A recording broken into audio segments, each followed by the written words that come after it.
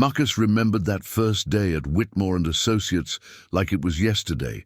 Fresh out of law school, carrying his father's old briefcase and wearing his only good suit, he'd been intimidated by the mahogany-paneled offices and the portraits of distinguished partners lining the walls. James Whitmore had been different then, passionate about the law, committed to building something meaningful, genuinely interested in mentoring young attorneys. "We're not just practicing law here," James had told him during that first meeting. "We're building relationships, solving problems, helping businesses grow and succeed. That's what separates us from the big corporate firms downtown." Marcus had believed in that vision completely. He'd worked 18-hour days, taken on pro bono cases, attended every bar association event, and built a network of contacts that would become the foundation of his success. He'd turned down offers from larger firms, believing that loyalty and dedication would be rewarded with partnership and long-term security. But Marcus had watched the writing on the wall for the past year. The firm had been acquired by a national legal conglomerate, and the new management had been systematically replacing senior associates with cheaper alternatives. They dressed it up as modernization and efficiency improvements, but Marcus knew what it really was: a cost-cutting measure that prioritized short-term profits over long-term client relationships. The irony was that Marcus had been the one who'd originally suggested the acquisition.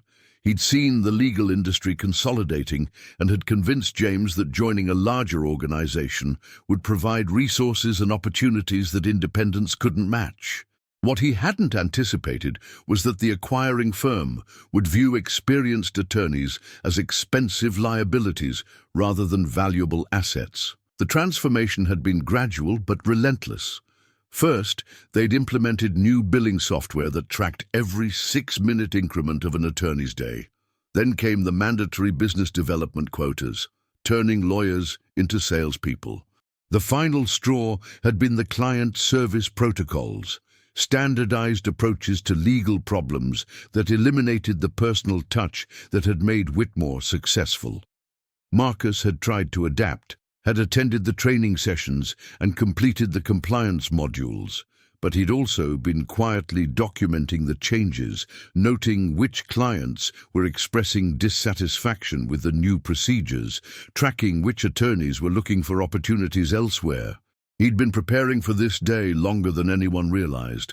Marcus folded the termination letter carefully and placed it in his briefcase. Then he opened his laptop and began scrolling through his client files, mentally cataloging 12 years of relationship building and trust earning.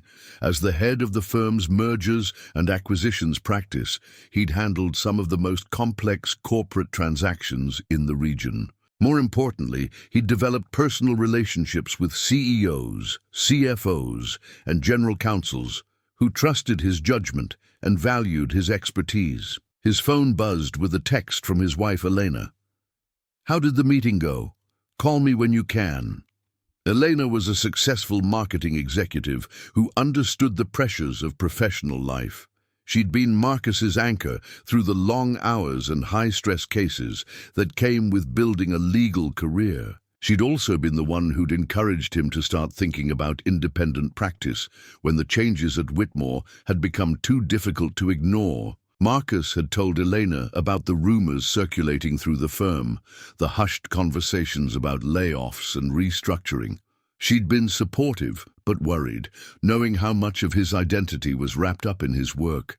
What she didn't know was that he'd been quietly preparing for this possibility for months. He picked up his phone and called Elena back. "They did it. 12 years, and they gave me a termination letter with 2 weeks' notice." "Marcus, I'm so sorry. Are you okay?" "Actually, I'm better than okay. I'm relieved. This gives me the excuse I needed to finally do what I should have done years ago." "What do you mean?" "I mean start my own practice. I've been thinking about it for months, but I was too comfortable here. Now I don't have a choice, and that's probably the best thing that could have happened." Elena was quiet for a moment, and Marcus could hear the sound of her office in the background, phones ringing, conversations, the busy hum of a successful business. Are you sure about this? Starting your own firm is a huge risk. The biggest risk is staying in a profession that's being destroyed by people who don't understand what legal practice is really about. I'd rather bet on myself than wait for the next round of layoffs. After hanging up with Elena, Marcus turned his attention to the real reason he was smiling. 3 months ago, when the acquisition rumors had started intensifying, he'd begun having quiet conversations with his most important clients about the changing dynamics at Whitmore and Associates. He'd been careful not to actively solicit business or violate any ethical rules, but he'd made sure his clients understood that changes were coming and that their interests might be better served by having more control over their legal representation. The conversations had been subtle but strategic.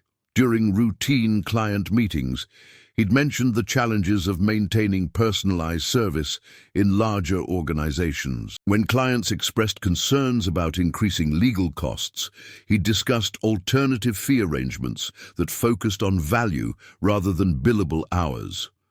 When they asked about continuity of service, he'd assured them that their relationship was with him personally, not just with the firm. The crown jewel of his client base was Apex Industries, a manufacturing conglomerate that had been with the firm for 8 years. Marcus had handled their IPO, 3 major acquisitions, and countless regulatory matters. The relationship had begun when Apex was a mid-sized company looking for sophisticated legal counsel at reasonable rates. Under Marcus's guidance, they'd grown into a Fortune 500 company with operations across North America. The CEO, Sarah Chen, was one of the smartest business leaders Marcus had ever worked with. She'd built Apex through a combination of strategic acquisitions and organic growth, always staying ahead of industry trends and technological changes. More importantly, she valued long-term relationships and understood that legal counsel was an investment in the company's future, not just an operating expense. Marcus had become more than Apex's attorney. He'd become Sarah's trusted advisor on matters that went far beyond legal issues. She often consulted with him on strategic business decisions, acquisition targets, and industry analysis. Their relationship was built on mutual respect and shared values about business ethics and long-term thinking. Marcus picked up his phone and dialed Sarah's direct line. "Marcus, I was just thinking about you. How are things at Whitmore?" "Actually, Sarah, that's why I'm calling. I have some news that affects our working relationship, and I wanted you to hear it from me directly." Oh, he explained the situation, the acquisition, the restructuring, his termination after 12 years of building the practice. Sarah's reaction was immediate and forceful. "They fired you after everything you've done for that firm. Marcus, you've been more than our attorney. You've been our strategic partner. Half the decisions we've made over the past 8 years have been based on your guidance." "I appreciate that, Sarah. But I want to assure you that the transition will be as smooth as possible. I'll make sure whoever takes over your account understands your business and your needs." Transition. Sarah's voice took on the edge Marcus recognized from board meetings when she was displeased about something. "Marcus, there is no transition. If you're not handling our legal work, then Whitmore isn't handling our legal work. It's that simple."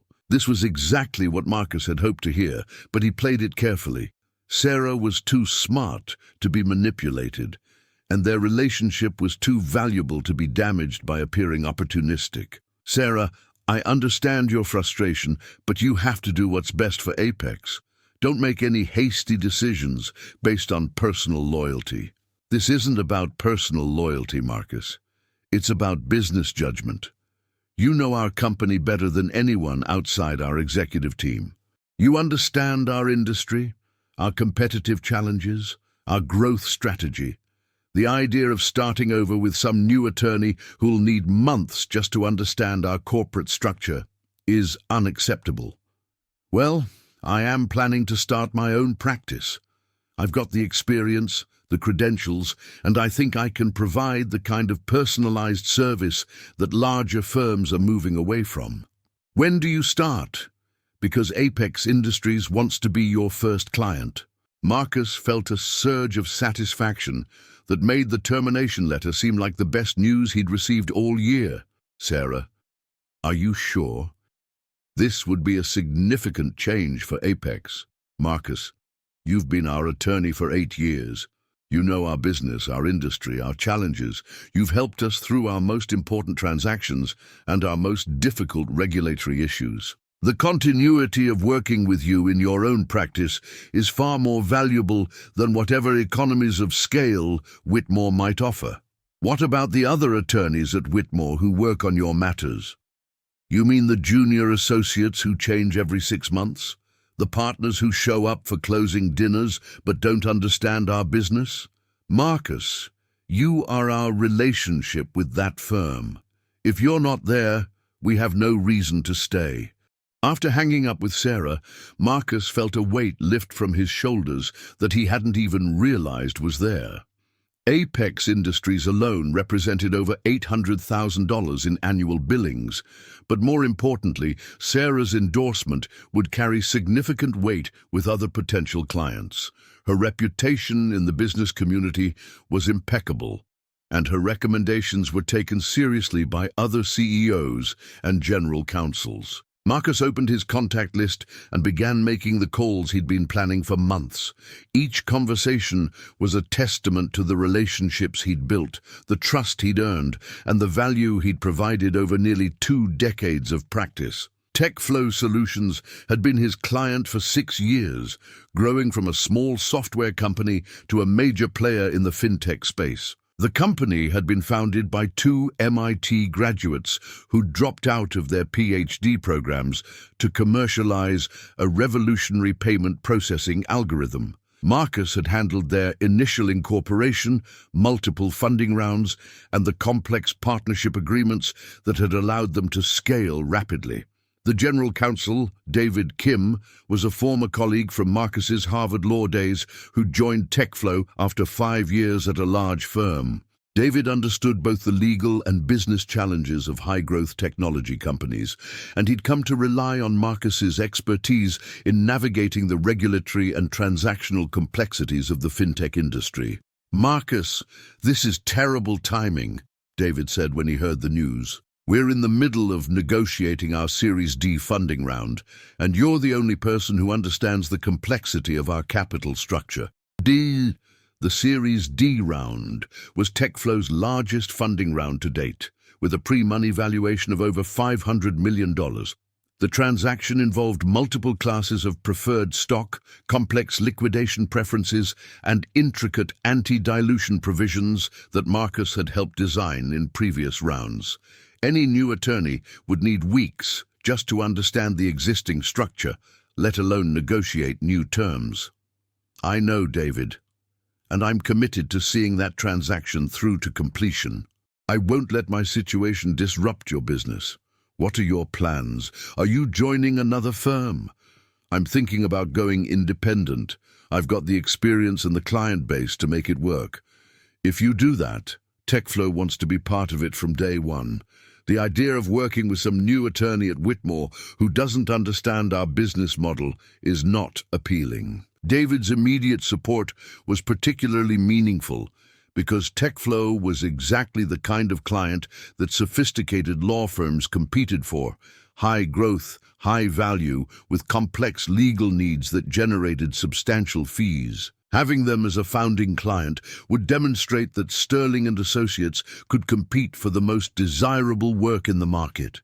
Global Tech Manufacturing was another long-time client, representing a completely different industry but equally important to Marcus's practice. The company was a family-owned business that had been passed down through 3 generations, growing from a small machine shop to a major supplier for the automotive and aerospace industries.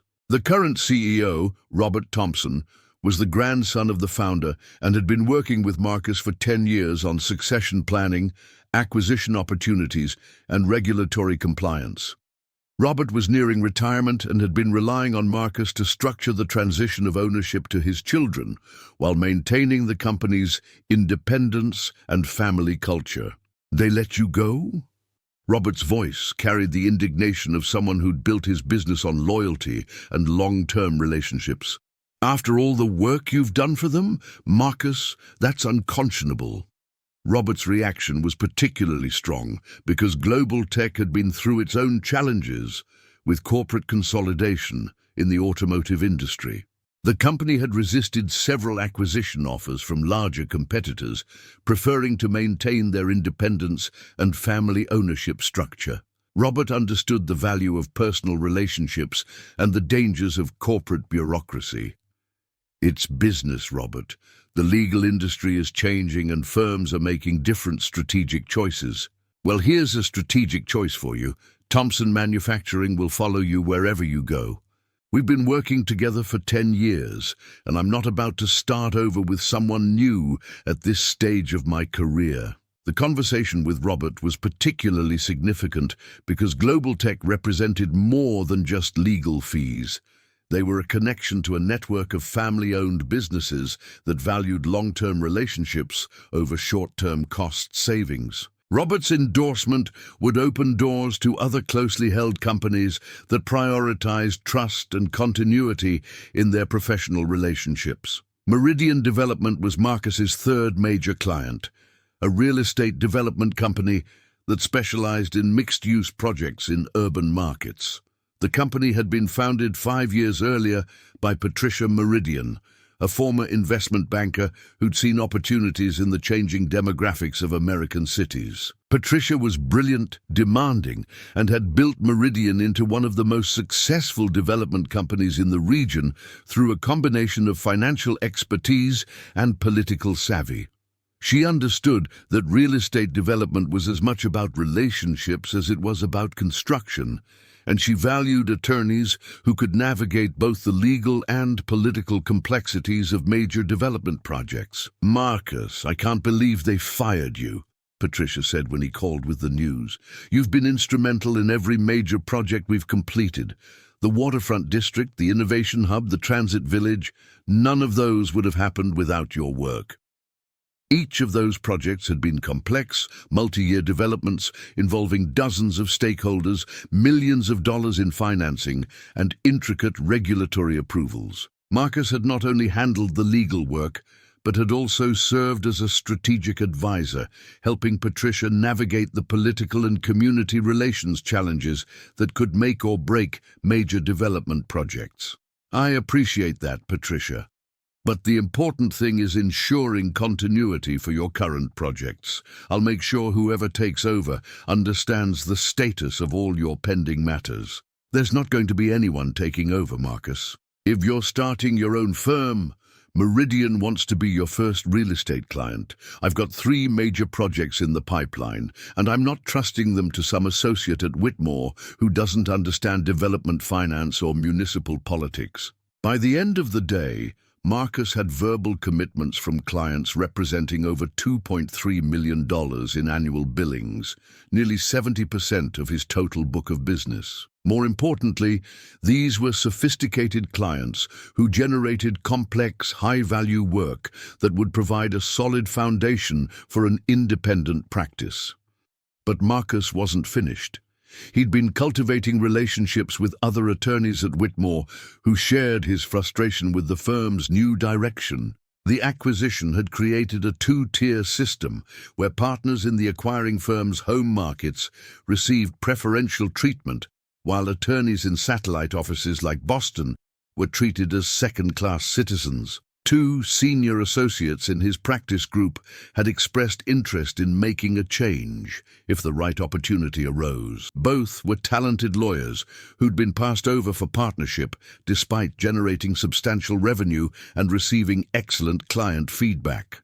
The firm's new management had made it clear that advancement would be based on political connections rather than merit, creating frustration among the attorneys who'd built their careers on the assumption that good work would be rewarded. Lisa Rodriguez had been with the firm for 7 years, specializing in securities law and corporate governance. She'd grown up in a working-class family in East Boston, earned her way through law school on academic scholarships, and had built a reputation as one of the most skilled securities lawyers in the region. She was brilliant, hard-working, and had been passed over for partner twice, despite generating more revenue than several attorneys who'd been promoted ahead of her. The most recent partnership decision had been particularly galling. The firm had promoted 2 attorneys from the acquiring firm's Chicago office, both of whom had less experience than Lisa and significantly lower client billings. When Lisa had asked for feedback on her partnership prospects, she'd been told that her profile didn't match the firm's strategic direction. Corporate speak for the fact that she hadn't gone to the right law school or didn't have the right family connections. Marcus called Lisa from his office. "Lisa, do you have a few minutes to talk? I have a proposition that might interest you." "What's going on, Marcus? I heard rumors about layoffs." "The rumors are true, at least in my case. I just got my termination letter. But that's not why I'm calling. I'm starting my own firm, and I'm looking for partners who share my vision for what legal practice should be." The excitement in Lisa's voice was palpable. "Are you serious? When? How?" "Yes, I'm definitely interested in hearing more.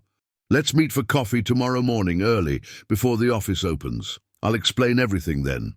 James Park was another senior associate who'd been with the firm for 5 years. He was younger than Lisa, but had already established himself as one of the brightest legal minds in the corporate practice. James had graduated from Yale Law School, clerked for a federal appeals court judge, and had joined Whitmore with the expectation of a clear path to partnership. But James had also been increasingly vocal about his frustration with the firm's bureaucracy and its focus on billable hours over client service. He'd been assigned to work on matters for clients he'd never met, generating legal documents that served no real purpose other than to increase billing. The work was lucrative but unsatisfying, and James had been quietly exploring other opportunities. "James, I'm starting my own practice, and I want you to be part of it from the beginning. Are you interested in being a founding partner rather than just another associate?" "Marcus, I've been thinking about leaving Whitmore for months. The culture has become so impersonal, so focused on short-term metrics rather than building lasting client relationships. What you're describing sounds like everything I got into law to do." The conversation with James was particularly important because he brought skills that complemented Marcus's client relationships. While Marcus was excellent at business development and client management, James was a sophisticated legal technician who could handle the most complex transactional work. Together, they could provide the full range of services that sophisticated clients required. That evening, Marcus sat in his home office, outlining the structure of his new firm. He decided to call it Sterling and Associates, positioning it as a boutique corporate law practice that would compete on expertise and service rather than size and overhead. The naming decision had been deliberate. Sterling conveyed quality and reliability, while Associates suggested collaboration and partnership rather than hierarchy. The firm would be built on the principle that talented attorneys working together could provide better service than large bureaucratic organizations focused on profit maximization. Elena found him there at 10 p.m., surrounded by legal documents and business plans. She'd been working late herself, finishing a marketing campaign for one of her clients, but she'd made time to check on Marcus's progress. "How are you feeling about all this?" she asked, setting a cup of coffee next to his laptop. "Excited. Nervous. Grateful, actually. I've been comfortable at Whitmore for too long. This forces me to bet on myself in a way I haven't had to do since law school." Elena sat down in the chair across from his desk, the same chair where she'd listened to him vent about firm politics and difficult clients for 12 years. "What do you need to make this work?" "Office space, which I can probably sublease from another firm initially.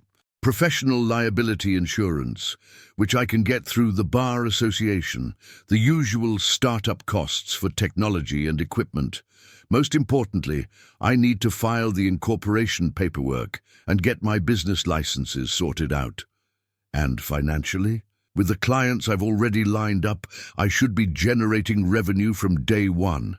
The severance package from Whitmore will cover our expenses for the first few months, and I've got enough in savings to handle the startup costs." Marcus had been conservative in his financial planning, but the numbers were encouraging. His confirmed clients represented over $2 million in annual revenue, which would be more than enough to cover the overhead of a small firm and provide competitive salaries for the founding partners. More importantly, the client base was diversified across industries and practice areas, reducing the risk of losing everything if one client decided to make a change. Elena raised her coffee mug. "To Sterling and Associates, then. May it be everything Whitmore and Associates never was." They talked late into the night about the practical aspects of starting a law firm, the regulatory requirements, the professional liability issues, the marketing and business development challenges. But they also talked about the kind of firm Marcus wanted to build, the values he wanted to embody, and the legacy he wanted to create. "I want to build a place where talented attorneys can grow and succeed without having to play political games," Marcus told Elena. "Where clients are treated like partners in solving problems, not just sources of billable hours. Where we do excellent work because we genuinely care about our clients' success." "That sounds like the Marcus I married," Eleanor said. "The one who used to come home excited about helping clients solve complex problems and achieve their business goals." She was right. Somewhere along the way, Marcus had lost that excitement, that sense of purpose that had originally drawn him to the law. He'd become focused on internal politics and business development metrics rather than the intellectual challenges and client relationships that had made him love practicing law in the first place. The next morning, Marcus was up at 5 a.m., researching office space options and preparing for his meetings with Lisa and James. He'd identified several potential locations, including a prestigious office building downtown that offered flexible lease terms for professional service firms. The building was perfect for a startup law firm, prestigious address, modern amenities, and a tenant base that included other professional service firms that could provide referral opportunities. The available space was on the 15th floor, with views of Boston Harbor and enough room for 6 attorneys plus support staff. His breakfast meeting with Lisa was productive beyond his expectations. She was not only interested in joining the firm, but had been thinking about the same issues that had motivated Marcus to consider independent practice. "I've been frustrated with Whitmore's approach to client development," she told him over coffee at a small cafe near the financial district. "Everything is about billable hours and profit margins, not about building relationships or providing value. I got into law to help clients solve problems, not to maximize revenue per hour." Lisa's frustration was representative of a broader generational shift in the legal profession. Younger attorneys were increasingly rejecting the traditional law firm model, which prioritized profits over professional satisfaction and treated attorneys as interchangeable billing units rather than skilled professionals building long-term careers. "That's exactly the philosophy I want to build Sterling and Associates around," Marcus said. "Excellence in legal work, but also genuine partnership with our clients. We'll compete on the value we provide, not just the hours we bill." "What about compensation?" "I'm making good money at Whitmore, and I've got student loans to pay off." Marcus had anticipated this concern. Law school debt was a major factor in career decisions for many young attorneys, and he needed to provide competitive compensation to attract the best talent. "I'm proposing a partnership structure where everyone has equity from the beginning. Your compensation will be based on the firm's overall success, not just your individual billing, and as we grow, your ownership stake will grow with it." The equity structure was crucial to Marcus's vision for the firm. Instead of the traditional model where partners hoarded ownership and associates worked for years hoping to be admitted to the partnership, Sterling and Associates would give talented attorneys a stake in the firm's success from the beginning. James was equally enthusiastic when they met for lunch at a restaurant overlooking Boston Common. "Marcus, I've learned more working with you over the past 5 years than I did in law school." The opportunity to be a founding partner in a firm that prioritizes quality over quantity is incredibly appealing. What about the financial risk? You're both giving up steady paychecks to bet on a startup. The biggest risk is staying at Whitmore, James said. The way they're cutting experienced attorneys, none of us have job security anyway. At least with your firm, we'll have equity and control over our own destiny. The conversation with James revealed another important factor in the decision to leave Whitmore, the lack of job security that had come with the acquisition. The new management had made it clear that no one's position was guaranteed, and attorneys were being evaluated based on short-term metrics rather than long-term value to the firm. By the end of the week, Marcus had signed a lease for office space in the downtown building, hired a legal recruiter to help find support staff, and begun the process of setting up Sterling and Associates as a professional corporation. More importantly, he'd received signed engagement letters from his 3 largest clients, representing over $1.8 million in confirmed annual revenue. The office space was everything Marcus had hoped for. Modern, professional, and designed to impress clients while providing a comfortable working environment for attorneys. The lease included access to a conference center, a law library, and administrative services that would allow the firm to operate efficiently without the overhead of a large organization. But the most important aspect of the new office was what it represented: independence, control, and the opportunity to build something that reflected Marcus's values rather than corporate mandates from distant managers who'd never practiced law. The transition from Whitmore was more acrimonious than Marcus had expected. James Whitmore called him personally, demanding a meeting to discuss the client departures. "Marcus, you're destroying everything we've built together. These clients belong to the firm, not to you personally." The accusation was both predictable and hypocritical. James had built Whitmore and Associates by recruiting attorneys from other firms, along with their clients and contacts. The legal profession had always been about relationships, and attorneys had always been able to take their clients with them when they changed firms, subject to ethical constraints and contractual obligations. "James, these clients are sophisticated businesses that are free to choose their own legal representation. They've decided that continuity of service is more important than firm affiliation. You know you have a non-compete agreement. You can't solicit our clients." "I haven't solicited anyone. I've started an independent practice, and former clients are welcome to continue our working relationship if they choose. The non-compete clause prevents me from working for competing firms, not from starting my own practice." The legal distinction was important. Marcus's employment contract with Whitmore contained a standard non-compete clause that prevented him from working for competing law firms for 1 year after leaving. But the clause didn't prohibit him from starting his own practice or prevent clients from choosing to work with him in his new capacity. "This is going to destroy you, Marcus. You think you can just walk away and take our clients with you? I'll make sure every attorney in the city knows what kind of person you really are. James, you terminated me after 12 years of building this firm's most profitable practice. You made this choice, not me. I'm simply responding to the situation you created." The conversation ended with threats of legal action and professional retaliation, but Marcus wasn't intimidated. He'd been careful to respect all ethical obligations, and he had documentation of every step he'd taken. The threats were particularly ironic, given that James had built his own career by changing firms and taking clients with him.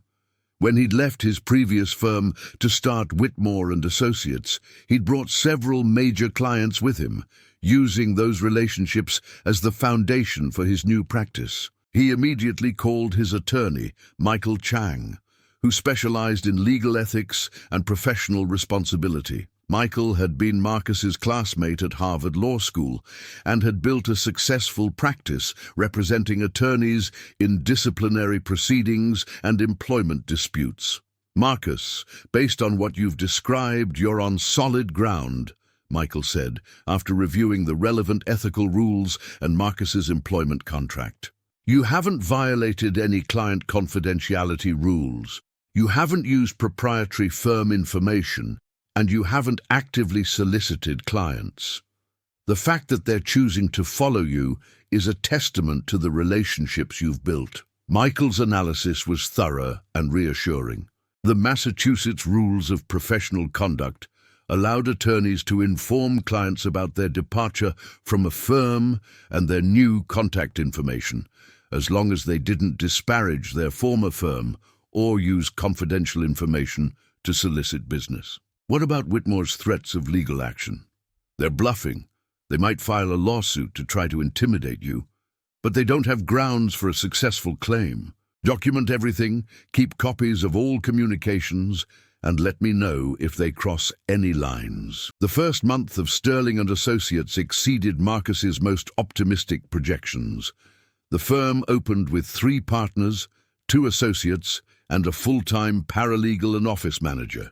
They'd signed clients representing over $2.5 million in annual revenue, and referrals were coming in faster than they could handle.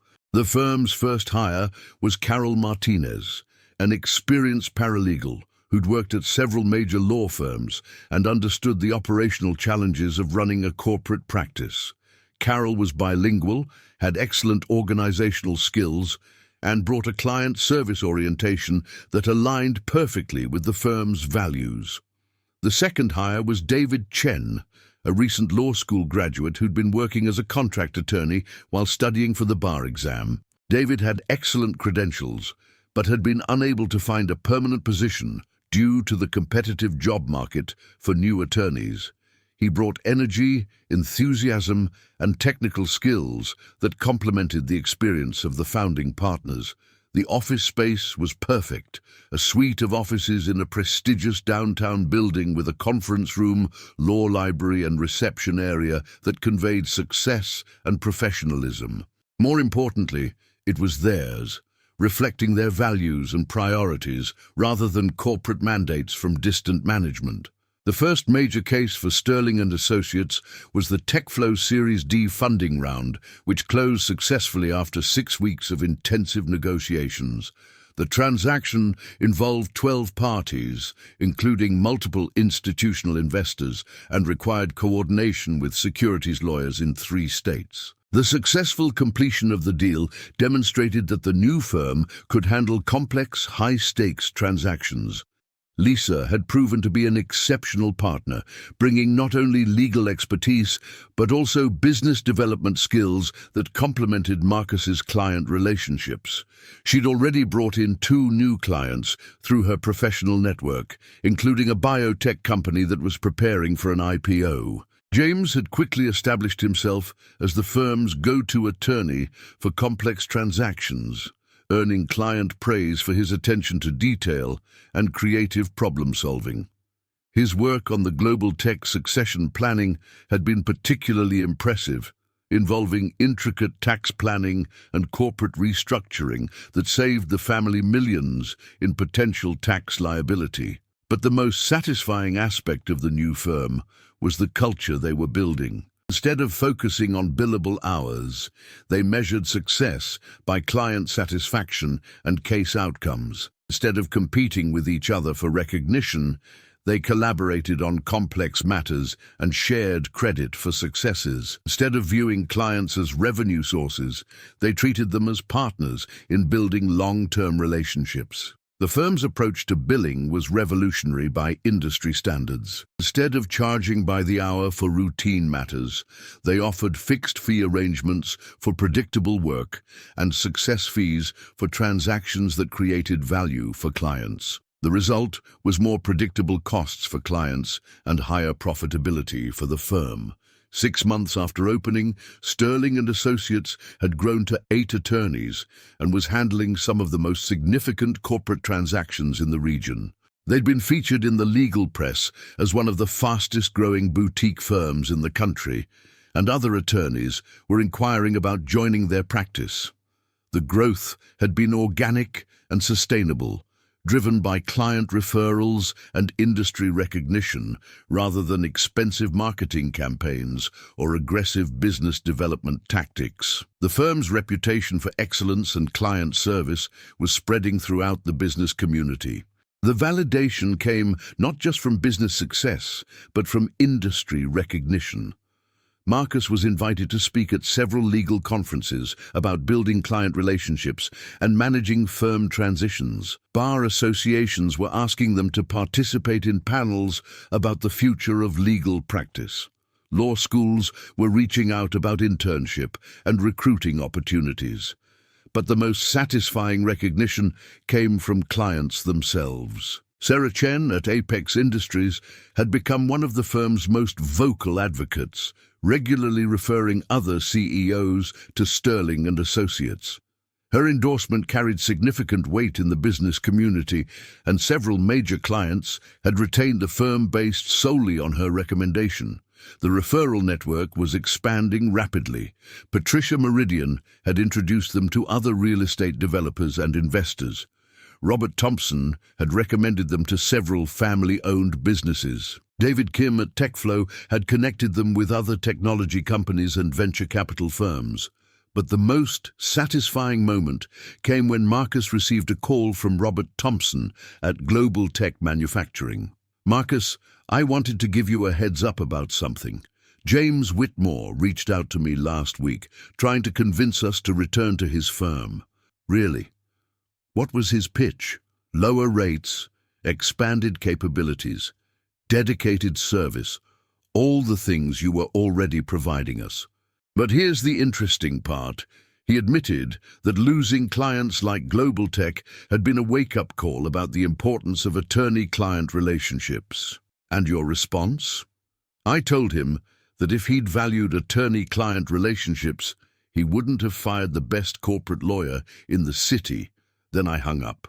The conversation was particularly satisfying because it demonstrated that the market had recognized the value of what Sterling and Associates was providing. Whitmore was now trying to compete by offering the same personalized service that had made Marcus successful, but it was too late to rebuild the relationships they'd destroyed. A year after starting Sterling and Associates, the firm had grown to 12 attorneys and was generating over $4.2 million in annual revenue. They'd moved to a larger office building, expanded their practice areas to include employment law and intellectual property, and were being recognized as one of the premier boutique firms in the region. The expansion had been carefully planned and executed. Rather than growing for the sake of growth, they'd added practice areas that complemented their core corporate work and served their existing clients' needs. Each new attorney had been chosen not just for technical skills, but for cultural fit and commitment to client service. The employment law practice had been launched when several corporate clients asked for help with executive compensation and employment agreements. Rather than referring the work to other firms, Sterling and Associates had recruited Jennifer Walsh, a former Labor Department attorney who specialized in executive compensation and employment disputes. The intellectual property practice had grown out of work for technology clients who needed patent prosecution and licensing agreements. The firm had hired Michael Rodriguez, a former patent examiner who combined technical expertise with business acumen. More importantly, they'd proven that there was a market for high-quality legal services delivered by attorneys who prioritized client relationships over profit margins. Their client retention rate was over 95%. Their attorney satisfaction scores were the highest in the region, and they were generating referrals faster than they could handle new matters. The success hadn't gone unnoticed by the legal community. Several larger firms had approached Marcus about acquisition opportunities, offering significant premiums for Sterling and Associates' client base and reputation. But Marcus had no interest in selling what he'd built, especially not to the kind of corporate law firm that had terminated him in the first place. The acquisition offers were flattering, but missed the point entirely. Sterling and Associates wasn't just a business to be bought and sold. It was a professional community built around shared values and long-term relationships.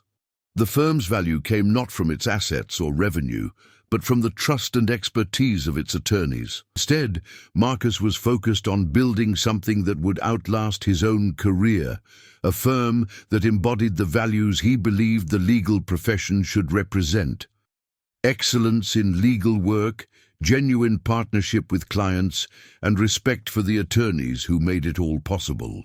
The firm's success was attracting attention from law schools and bar associations interested in alternative models for legal practice. Marcus had been invited to speak at Harvard Law School about entrepreneurship in the legal profession, and the firm was being studied as a case example of successful law firm innovation. The final vindication came 18 months after leaving Whitmore and Associates, when Lisa showed him an article in the legal journal.